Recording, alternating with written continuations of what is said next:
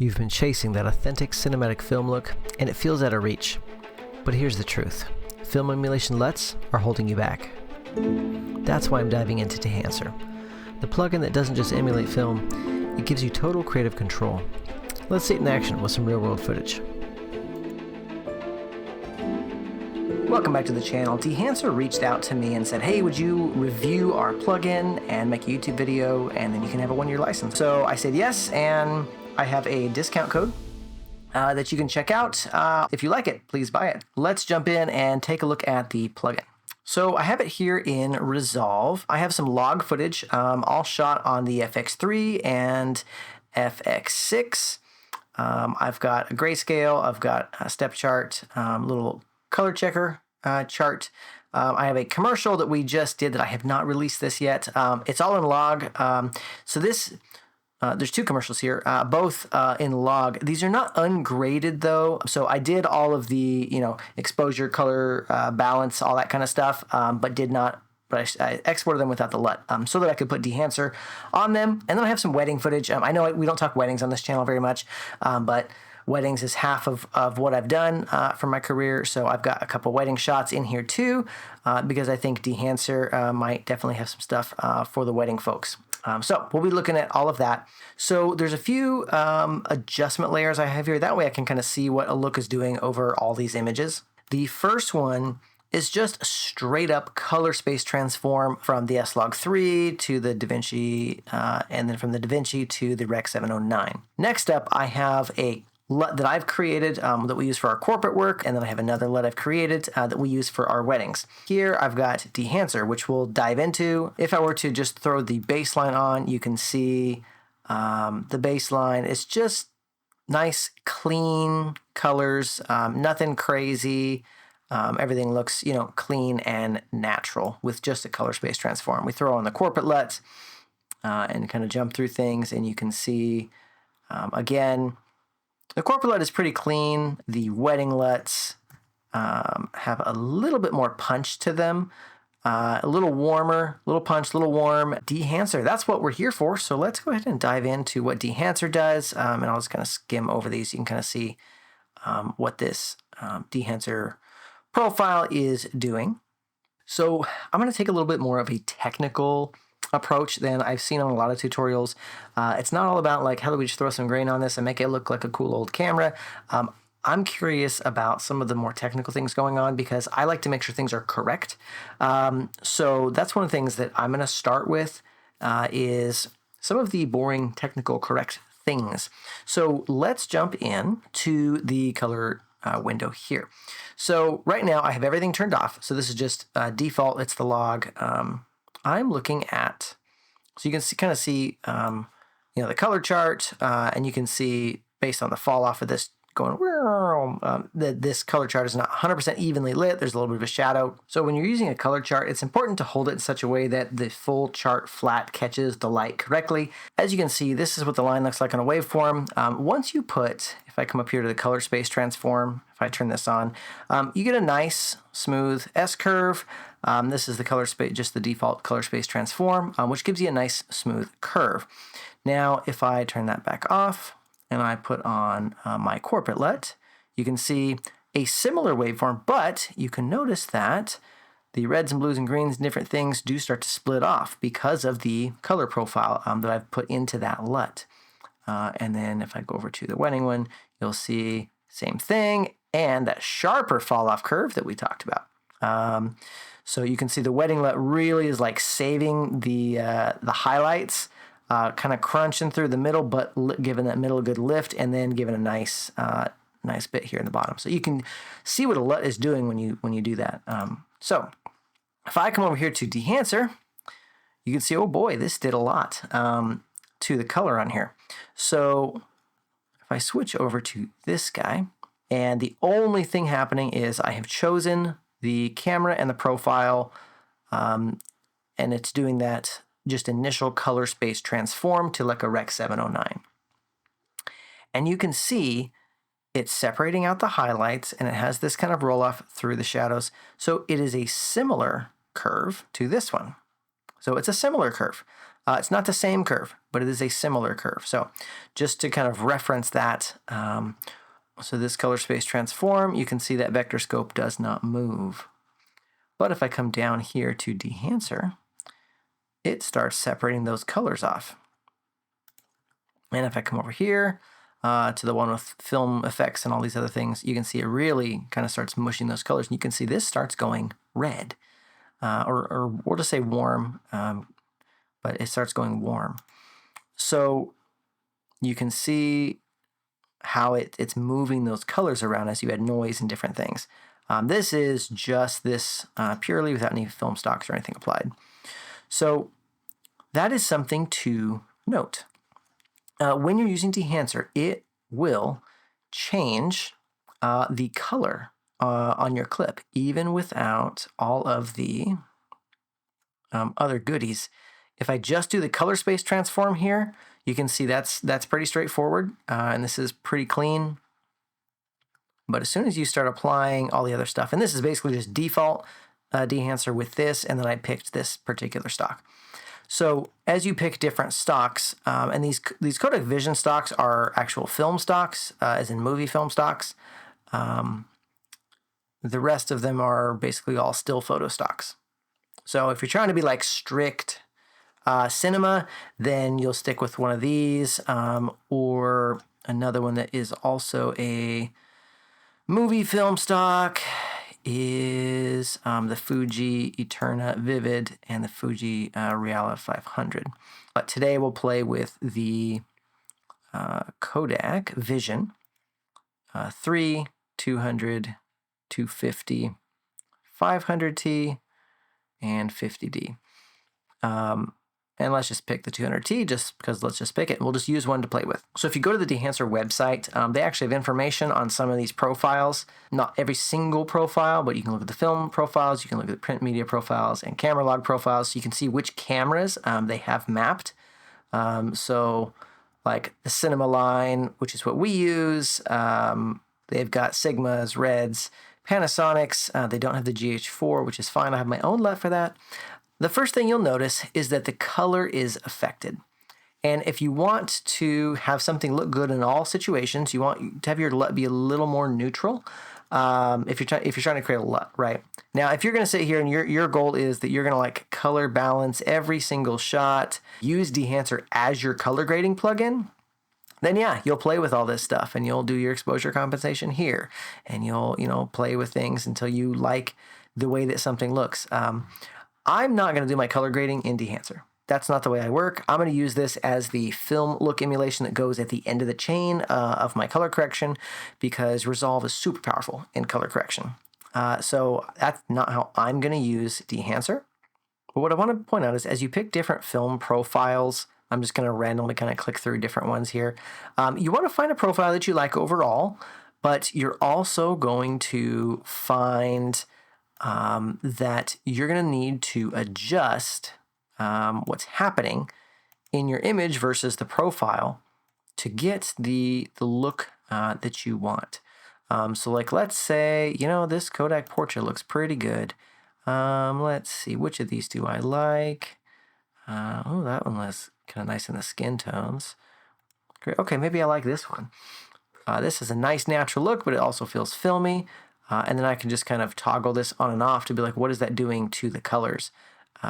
So you can definitely play around, find a film stock that you like. Oh, nice, I like that one. You'll notice this is really tinting the colors on this image. So what I would probably need to do is come back and say, actually before I do that, if you look at these other tools like this grayscale chart or the 10-step, you can see what's happening. Because of the grain, it's really smushing out the steps. So let's jump to the grain, which is down here. You see what that grain is doing? It is spreading things out. It's diffusing, so to speak, the brightness. By adding the grain, you get brights and darks and things that are speckled in there. So you can kind of see how that affects the exposure of your image.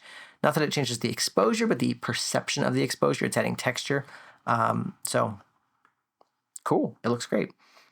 So if we just grab this and we just start slipping through all this footage, you're like, okay, it looks cool, but it definitely is like a look. Maybe it's not the look that I want. Like as I look at this, I'm like, ooh, it's kind of, I'm not like what that's doing to my sunset. So gotta kind of see what is this doing to the overall image. And then if I flip over here to the wedding shots, like, okay, I don't like what it's doing to my sky and my sunset. Like this is like supposed to be clipping. They've got like way down here at like 80 IRE. So I'm like, okay, I definitely want to play with what this is doing. Now on a shot like this where there's no overexposure, hey, that looks pretty good. But on a shot where you've got some highlights, like I kind of want to see those highlights happening. So I would maybe come in here and say, okay, let's start playing with all the different aspects of this. So you come into your compression probably, adjust the white point to be higher or lower. And you can see as you crank this, it's like the film stock itself is limiting where that can go, which, is a good and a bad thing depending on the look that you're going for. So you've also got your push and your pull to play with, and you can just, I'm a big fan of like just start slipping sliders around and playing with it, see what it does, what it looks like. So for example, you can kind of see the exposure range this film is mapping onto. As you move this exposure compensation up and down, you're like, okay, it's kind of maxing out here. And it's kind of maxing out there. So you can see kind of what range that particular stock is giving you. And if you're like, okay, I don't like what that's doing and I want something that's, I don't know, let's just see what this one does, right? So, oh, this one goes higher and lower. So it's like, and if you want to just kind of figure out where these stocks are allowing you to go, you can go like this. You want to be aware of what that stock is doing and like make sure you like what it's doing overall. Otherwise, you're fighting too hard against the stock. So like, okay, the 200 is there, the 50 is there, 500 is there, 250 is here. Okay, so I like that I get a little bit higher highlights on the 250. And whoa, 250 goes like all the way to black. 200 most certainly does not. And the 500 does not. And the 50 gets a little lower. So it's like, okay, you play with these different aspects. So what that means is the 250 is going to allow you to clip the blacks. And if that's a look that you want, then kind of know what you're trying to accomplish. But the 250 also, I don't like the colors on the 250, so I'm not going to go with the 250. The colors on the 200 and the 50 are nice. Let's say we like the 200, right? Cool, so let's go with the 200. Let's say we like those colors. This commercial was all in a kitchen. It was kind of a little more dark and moody and lit. This is like out in a field. So it's more similar to like the way like the wedding footage would look. If you look at a shot like this with the sun in it. So it really does depend on the look and the mood that you're going for. Let's go ahead and just kind of start jumping through the plugin and what it does, what it has to offer. So we've got our color transform. We've got a film stock picked. And each of these things you can enable and disable. So you can see what that stock is doing to the colors. And then we've got our film developer. This is going to be contrast boost. This is gamma correction in case you had the wrong gamma. Color separation. Color boost. Great. Can reset those. I don't like what any of those are doing, so we're just not going to use those. Film compression. This is going to affect, see, look at that. Look at the waveform. This is going to affect how much the image is being compressed into what the film stock offers. So typically you are going to want to leave that higher. White point, if you want to really crunch those whites out, you can do that. I'm not a big fan of the crunching the whites out. Tonal range, another interesting one. And then color density is like a really subtle form of saturation, very, very subtle. This is where you change the black and the white points. So like how we were just talking earlier about this film stock only goes so far. Well, now you can change how far that film stock goes in the expansion.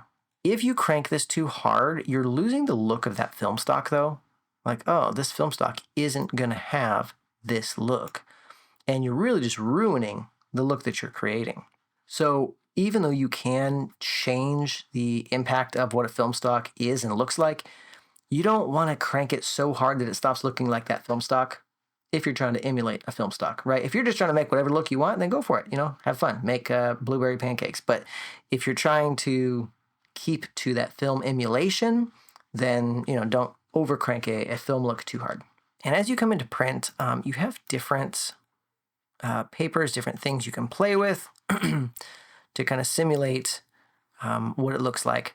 So linear is going to be what you typically would use for color grading and video. I'm going to leave it with linear. But print is where you would adjust what's happening. So this is kind of like similar to like the offset slider in your primaries. And it's like, okay, this is just the whole image, push it, one way or another. Contrast, and then color density, which is like your saturation. And then you can desaturate, which is great. You can stick to analog ranges if you want. Again, if you're trying to like really, really emulate film, like, hey, that's something to think about. This is kind of like your color correction, like your primaries and things. So your yellow, blue, your red, green. Then you've got shadows, midtones, highlights, exposure, impact. You have a lot of things that you can play with. So again, there's a lot of customization you can do. I'm just going to turn this off because I don't care for any of those. Film grain, this is where everyone wants to get to and play with. You can see what that does to your waveform there. So 8mm film grain, and crank that up. You can see larger grain. Actually, just go to 200% for the YouTubes. You can see really large grain, 16, 65, smaller grain pattern. And then obviously the ISO you're at affects the strength of that grain, even within the same type of film.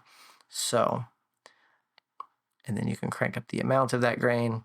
So you really can dial in exactly what you want. So let's say we wanted to go, pretty grainy, like, oh, I really want to feel like that was intense. Okay, so now we're zoomed in at 200%. So if I put that grain on and off, you can see what that grain is doing. So let's play with the halation. We're on a 35. So you can see, if you hit mask mode, it'll show you where it's putting halation. So like you can look like, okay, down in here, we're seeing a lot of it. We're seeing a little bit of it off the berries here. If I go up to 65, you can see that halation goes way down. So if we pick, 35, like, okay, that's a reasonable amount of halation. Now, if we go to bloom, let's turn this guy on. And again, we have mask mode, so we can see where that bloom is happening.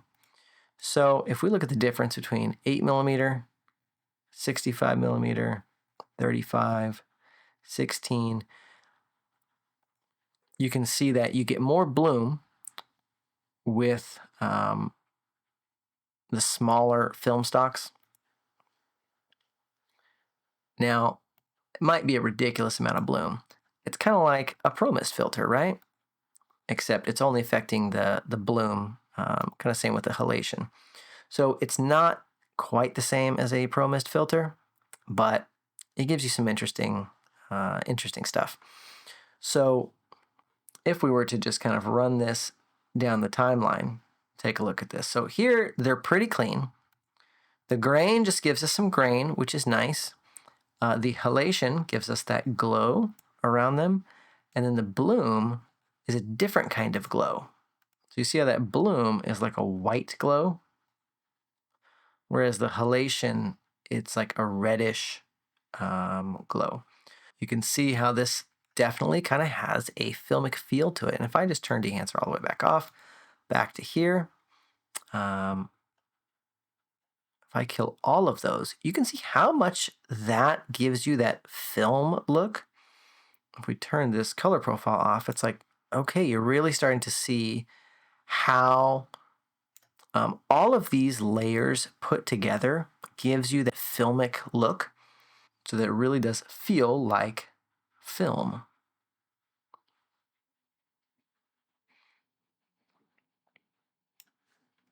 And it kind of also can act like a beauty filter a little bit, because you get this bloom, which helps that skin glow. The halation doesn't do as much on the skin in this particular shot, but the grain also kind of helps soften things a little bit. So you can see how much you're getting out of that image by doing that. And then you get that little glow on the berries. I mean, you get like it almost feels like chromatic aberration, you know, coming from the halation, because it just gives you that nice red edge. So I'm like, it's probably a little too much halation for me the more I play with this. The bloom, it's strong, but I can actually deal with it. I can deal with the bloom because it's a little more subtle. The film grain, obviously, yeah, if you want grain, then you've got the grain. So you can see, you know, kind of how that's looking. Okay, let's see. How are we doing with this sunset? So if we look at, we'll take the bloom off, on and off. Yeah, the bloom's not giving us much around the sunset. The halation is doing very little. It's kind of like just a general wash on the image. And then the grain obviously does a lot. The grain really helps with that feeling of knocking down the brightness of the sky. So for me personally, on a shot like this, I would be coming back up to the expand, and I would be bringing the white point higher, because I feel like when you have a super bright, blown out part of the sky and it's not white, it just kind of bugs me. But for the rest of it, I'm okay with it not being quite as intense. But I don't know, maybe I'll just leave the whole thing just a touch higher, because it really does lower the contrast when you put this guy on there. I mean, that definitely has like a feel to it, right? It's kind of a shot on film feel. Yeah, and I'm not going to use the vignette and these other, you know, pieces of this. Now, at some point, I might generate a LUT out of this thing, because, you know, it's handy to be able to have those LUTs. If you're looking at the bloom, you can see where that bloom comes in, and if I just mask that, you can see there's plenty of it in there. Plenty of bloom. And then if we look at the halation, you can see where it's adding the halation. And if we turn that on and off, that's the reddish bit, which gives it the feel of being shot optically with some glass that has a little bit of imperfection. And then, of course, the grain. And when you add all of those things together, it definitely has a little more of a film look. And you can't just get all that with a LUT. You know, a LUT's not going to do those things. You have to have Dehancer to do all of those things. And if we just pop over to the wedding footage, you can see like, oh, that looks so like filmy, which is what we're trying to accomplish. So yay, good job. And if we just again look at like, what is the bloom doing here? Like the bloom does a lot. You look at what's happening to the contrast there. It just adds a really nice glow. I will say, like, we already use a Tiffin 1/8 black pearl mist when we shoot weddings, so it already has a little bit of softness to it anyway. I don't like to overdo that, so I wouldn't mind the grain. The, you know, halation, you know, okay. The bloom, I definitely would not crank up that high. That's just way too high for me. I think it might be too strong. Just because I don't want to overdo that bloomy thing. It's nice, but I don't want to overdo it.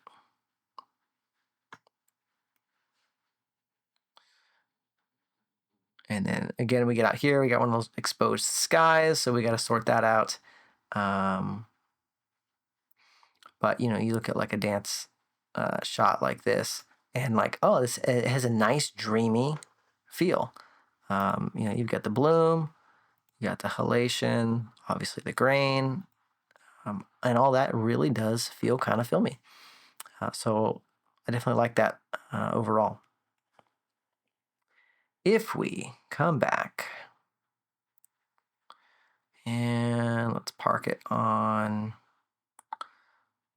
say we park it on this. If we just look at the last few things here that we haven't touched on, we have the film damage. So this is the film damage. That's for a specific look, not something I'm going to use very often. Film breath is similar. Again, let's just kind of crank to the max here so you can kind of see. It's creating some jitter. So it makes it feel like there's just some life and some movement to that. So you can kind of see what that was doing. It's subtle, but it does that. Gate weave is a lot less subtle, especially if you put it on like 8mm and crank it all the way. The gate weave is going to like move your image around. Like the camera is shaking, like the strip of film running through is shaking. That's what the gate weave is. Overscan. So this is where you get all these goodies for if you're trying to simulate film. Like, oh, we shot this on film. I don't know who is simulating 65mm, but it's there. Usually people are going to simulate like 8mm, and then you've got, a variety of different, shapes and stuff that you can do. You can do negative, you can do positive perfs, you can turn the perfs off. So you got different options there. You can tell a film to be vertical or horizontal. And then you can adjust kind of the exposure and whatnot of these things. You can adjust the scale. So if you want a little less of it, if you're like, oh, just kind of put it right there, you can totally mess with all that. Lens zoom is like the image inside of the box. So you do have a little bit of room to play with that. And then obviously offset is you're offsetting what's inside the box. Gate defocus is how sharp is that. So one of my previous jobs, I did actually do film transfers. So I did a lot of 8mm film transfers, and I'm like, yeah, the gate is never sharp in a film transfer. So if you're going to do a film transfer, you would definitely defocus that gate. You would definitely be defocusing that gate, make it, something probably in this kind of realm. But it depends on the look you're going for. There's more than one right way to do it. You can also flip it if you want it to be on the other side. So lots of options for you in there. I'm just going to turn all that off. Vignetting, you know what this is. Let me enable it. Mask mode shows you what the vignette's doing. So you can turn that on and say, here's how much I want. Here's how big I want my vignettes. Here's how much feathering. Here's the aspect ratio for the vignette. And turn off mask mode and be like, hey, there we go. Make it a little bigger and great. Now I've got a little vignette. You can do that with a million other tools. Not the way I'm going to be running my vignettes, but it's cool that you can do it. Okay, there are some interesting things here. We get false color zones. Clipping indication. This is helpful. I'll just jump in here. If you want to know when you're clipping and when you're not clipping, probably doesn't work because the way I'm doing that on the nodes, it probably is internal in here. I've never used that particular feature, but let's say we wanted to do this.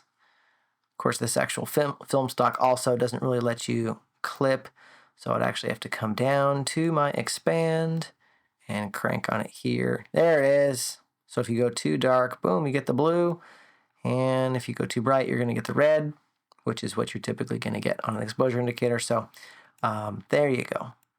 You got to work hard to get it to clip because you're doing a film emulation. So that's not something I'm worrying about. I'm watching my scopes. Like, I'm not really using that. But this can be cool, especially if you can export that as a LUT.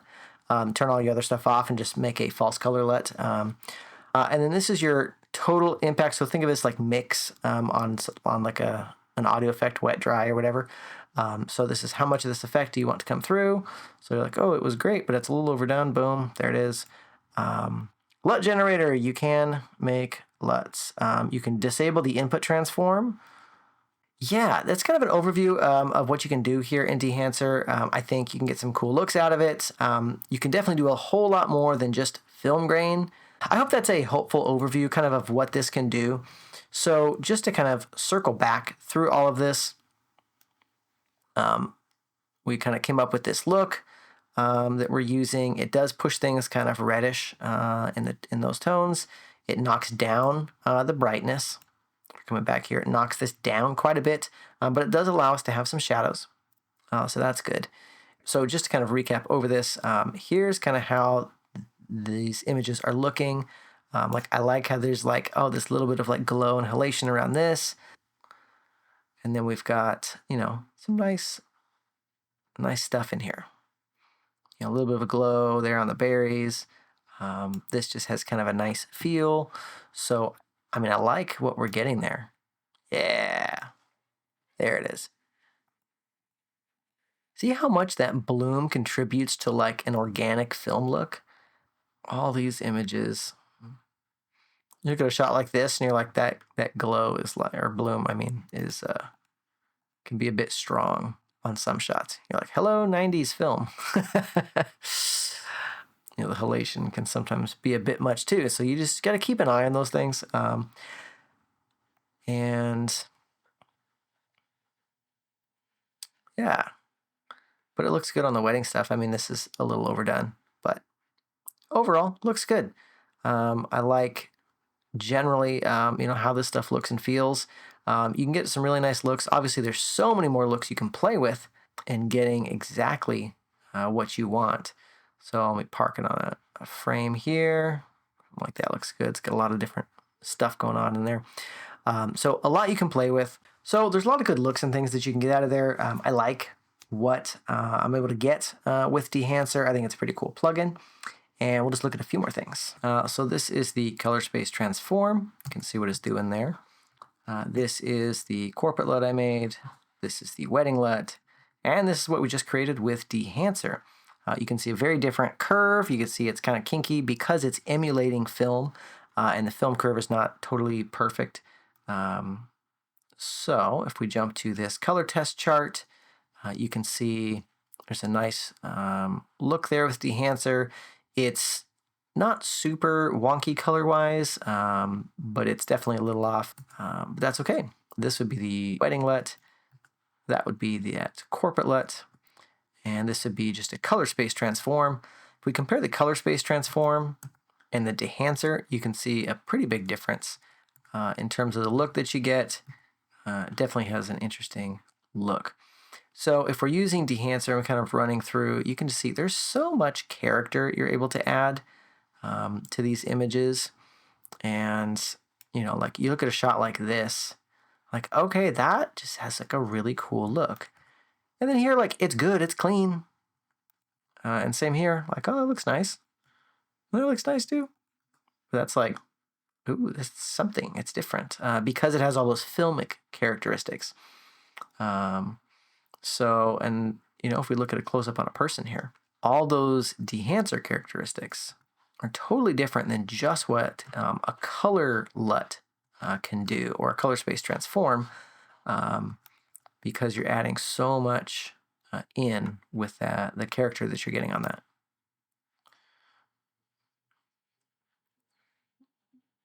And like you look at a shot like this, like all this like little bloom happening in here, all of that is just like so cool.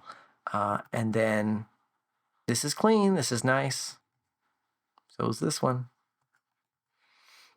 And even the color space transform, like, these colors pop, like this is nice color. Just the color space transform even is nice color. But that's a film.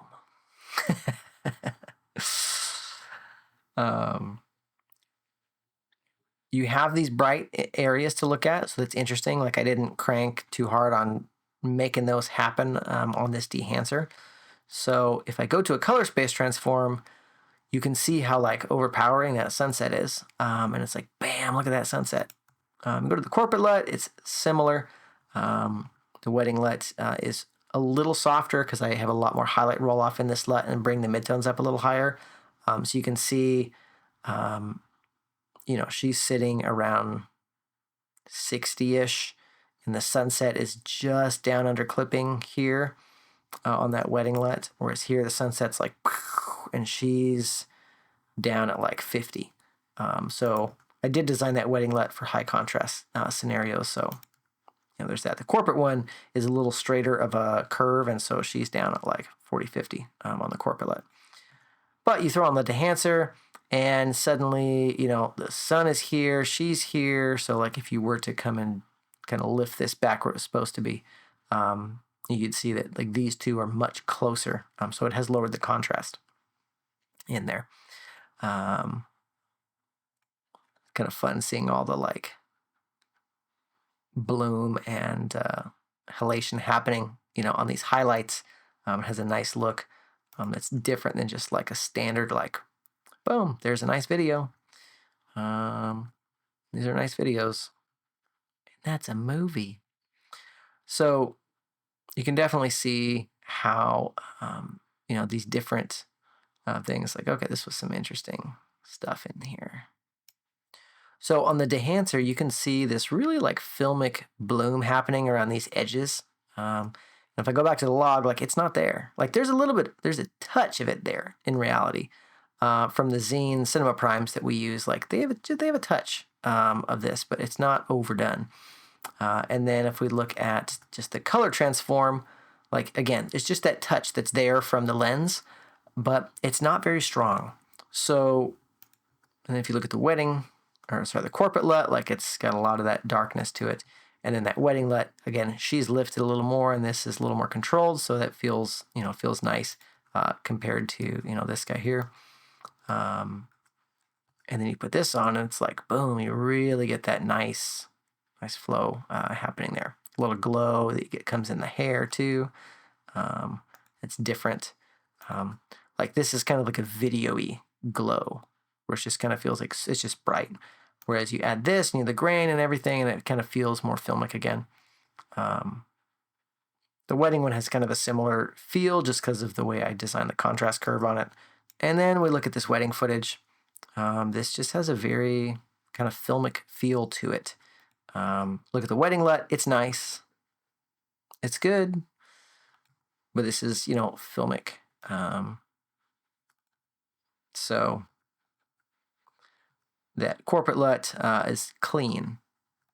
And then the color transform is just nice. It's like standard picture profile, kind of nice. But nicer than that, it's like, okay, you shot it well, you exposed it well. If all you're gonna do is put a picture profile transform, like you're gonna have some good images. But a LUT is a little better, and then a nicer LUT is even better, and then a film conversion is even better.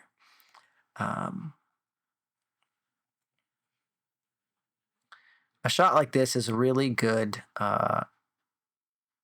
show of what's happening in Dehancer. You've got that halation happening along here. You've got the detail happening here. You've got the ringing happening here. So let's look at the original, right? So there's your log. And if we just throw a color space transform, you can see what's happening on the colors, on the skin and everything. You can see we had mixed light. It was kind of sunsetty blue out here. We had tungsten lights happening in the tent. The tungsten video lighting, I probably had my lights at like 4,000 Kelvin because I usually do that when we're kind of in this transition period. So that's nice. The corporate LUT doesn't do anything real special for the weddings, but the wedding LUT that's designed for weddings in these conditions really has a nice clean look to it. But you can see there is some of this, halation happening because of the mist filters and everything that we use. But it's not here. And the skin, you still have that crispness on the skin, which I like the fact that there's some, because I don't want to use a quarter or a half mist filter and have it be like ridiculous. But this enhances that halation. You get some more here. We get the bloom in there. We get the film grain. Again, this is too strong for my personal taste. But it does look nice. What if we stack them? Yeah, that's it. Perfect, done. Well, wrap this tutorial. So you can kind of see the difference between like a nice LUT and what Dehancer is doing in film conversion here versus, that nice LUT that I made. So versus just a standard color correction. And then you look at a wider shot like this where you can see more things going on. standard picture profile, so you can see the bloom and halation coming off of these lights just from the filters. If we go corporate LUT and if we go wedding LUT, Dehancer. I think ultimately Dehancer does a great job of feeling like film and giving you the controls you need to make your image feel like film. Whether you want to grade each particular shot that way, whether you want to create it as not a LUT necessarily, but kind of a preset effect that you can apply, because as a LUT, you're not going to get all this goodies in the image. So that would actually be a great last thing to try. So stick around. We're going to make this into a LUT and see what sticks. I know what's going to stick is the color, none of the effects, but let's just see how big of a difference those effects make. So let's jump right in. We're going to make a normal LUT. We're going to export this LUT. It even kind of gives you like a nice LUT name that kind of has the key aspects to it, so that's nice. So now this is the Dehancer LUT versus the Dehancer plugin. LUT plugin. There's a clear difference when you add all the effects and all the other things. Like the color's nice. The color is nice. But if I compare that with my wedding LUT, I'm like, okay, that's cool. That looks good. This preserves all the tonality and the coloring that we got, but we don't get the effects. And so when we compare the effects, you can see a big difference. So here we've got the whole effects and everything, and here we've got just the color. It's nice, but it's not as filmic as the entire plugin. So the answer, can you use this to create a beautiful LUT? Yes. Is it a replacement for the plugin? No, it is not. It is not a replacement for the plugin. Because while you can create some beautiful LUTs with it, you don't get all the other things that make Dehancer, Dehancer. So if you look at what this does to an image versus what this does, this is the Dehancer LUT. It's got all the colors. Without the goodies, you can see how much that changes things. So I think the LUT creation feature is fantastic, but it's not all that you need. You can get some great color, but you're still going to need all the other effects that come with Dehancer to get the full thing. Film grain, yes, you're going to need that, and the blooming and the halation and everything else that it does in addition to the beautiful color. Honestly, the plugin does a fantastic job. So if you want to have this kind of film look and emulation, they also wanted me to mention that there is a mobile app for Dehancer. I played with it for a minute. It's cool. You have to pay a monthly fee to be able to export anything. Not my cup of tea. But you can get basically all these same controls, all these same things on your phone. So if you want to do this kind of cinematic on your phone stuff, you can definitely do that and get that monthly subscription to be able to export, because you need that. And yeah, it's cool. I've played with it. You get basically the same tools. It works on a phone interface, and you actually are able to preview things in a way you can't here. You can't like preview the different film stocks, but you can preview it there on the app. So that's good. That'd be nice if they brought that to the desktop. Use my affiliate code, get your discount.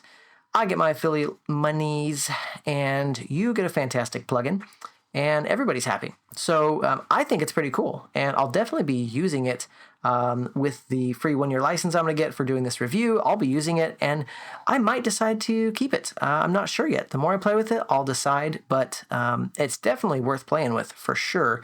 And if I didn't already have LUTs built that I had already liked, I would probably buy this. But I do have LUTs that I made that I already like, so I get to decide, how much I want to do that. I definitely want to make more LUTs, and I'm learning more and more about LUT creation things. So eventually I'm going to be selling LUTs as I'm making more and more LUTs that I like. So stay tuned for that. But this is definitely fantastic. I love the look I'm able to get with Dehancer, and I think it'll do a fantastic job for you if you're looking for a tool like that.